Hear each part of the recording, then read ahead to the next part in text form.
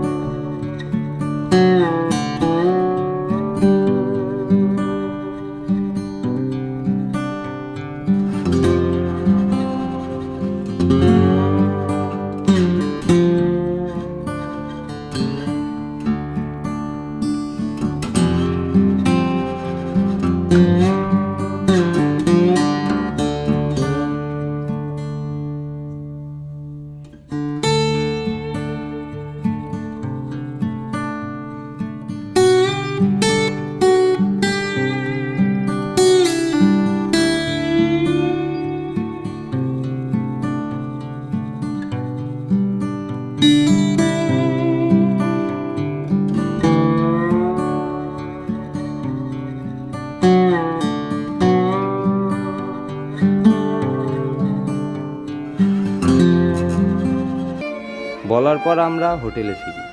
আমাকে পর্যবেক্ষণ করা হয়। আমার যে পেইগুলো ছিল সেগুলো পরের 3ও অ্যাসাইন করে। সবচেয়ে গুরুত্বপূর্ণ যে ব্যাপারটা, ফিজিও রিপোর্টে কি এসেছে। আমি কাল দেখেছি অনেকেই বলেছে ফিজিও রিপোর্টে কি ছিল। ফিজিও রিপোর্টে এক্সট্রাক্টলি কী ছিল, সেটা এক্স্যাক্টলি কী ছিল সেটা আমি শেয়ার করি। আর কেউ যদি জিনিসটার জন্য চ্যালেঞ্জ করতে চান তাহলে মোস্ট ওয়েলকাম। ফিজিও রিপোর্টে যেটা ছিল, আমার কন্ডিশনটা বলা হয়েছিল। প্রথম ম্যাচের পর এমন পেইন হয়েছিল, দ্বিতীয় ম্যাচের পর এমন পেইন হয়েছে। আজকের দিনের হিসেবে he is available for selection for the 26th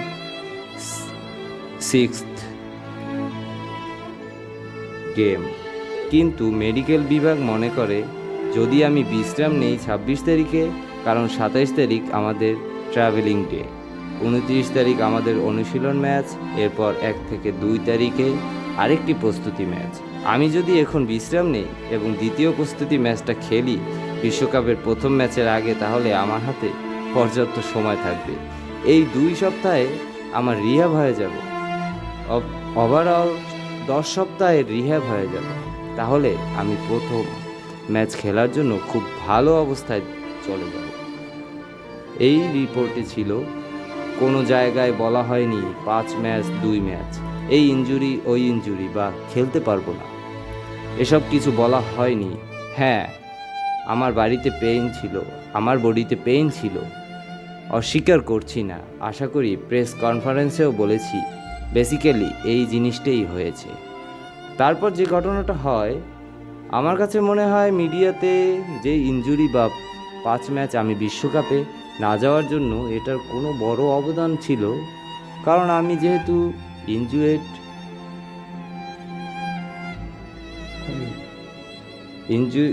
ইনজুরেড হয়নি, এখনও ব্যথা থাকতে পারে, কিন্তু ইনজুরেড হয়নি এখনও। তার 1-2 দিন পর আমাকে বোর্ডের টপ লেভেল থেকে একজন ফোন করলেন। উনি বেশ ইনভলভ আমাদের ক্রিকেটের সাথে। উনি আমাকে ফোন করে বললেন যে, তুমি তো বিশ্বকাপে যাবা, তোমাকে তো ম্যানেজ করে খেলতে হবে। তুমি এক কাজ করো, তুমি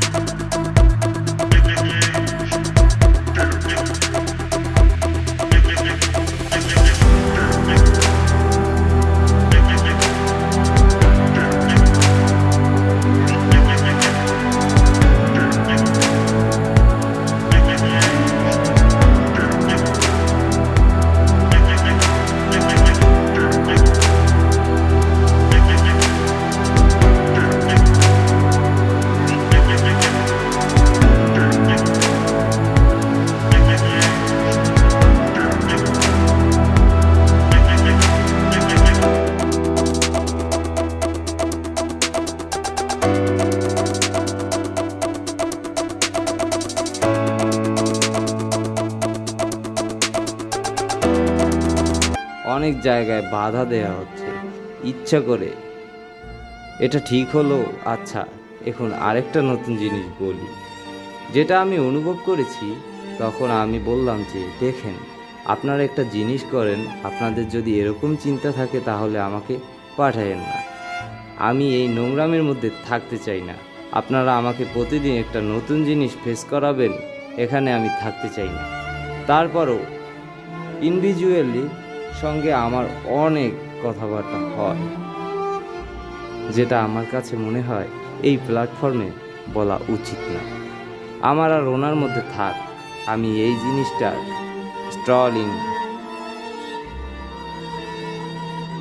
স্ট্রংলি বলেছি, এই নোংরামি যদি হয় আমি এখানে থাকতে চাই না।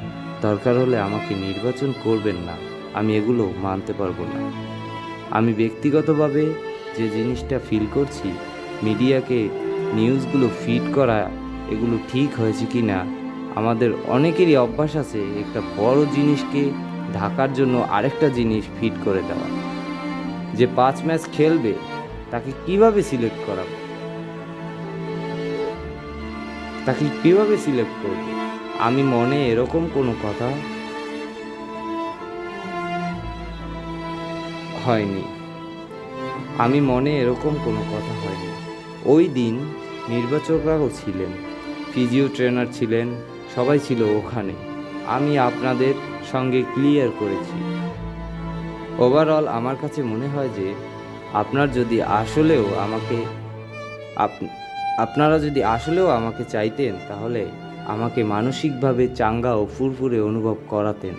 কারণ আমি 3-4 মাস পর খারাপ সময় কাটিয়ে ফিরছি। আমার জন্য খুব কঠিন ছিল 3-4 মাস। এসে এক একটা নতুন নতুন জিনিস বলা, হয়তো বা সাথে আমি এটাও বলি, এই কথাটাও যদি আমাকে ভিন্নভাবে উপস্থাপন করা হতো, মেবি আমি জিনিসটাকে অন্যভাবে রিয়্যাক্ট করতাম, মেবি আমি জিনিসটা মেনে নিতাম হয়তো। কিন্তু হঠাৎ করে কোনো কারণ ছাড়া ফোন করে যদি বলে যে তুমি খেলবা না, আবার যদি খেলো আলোচনা হচ্ছে নিচে ব্যাটিং করাবে, আমি ঠিক নিশ্চিত নই এটা কতটুকু ফেয়ার। এটাই আসলে হয়েছে, এর চেয়ে বেশি কিছু আমার বলার নেই। আমি এতটুকু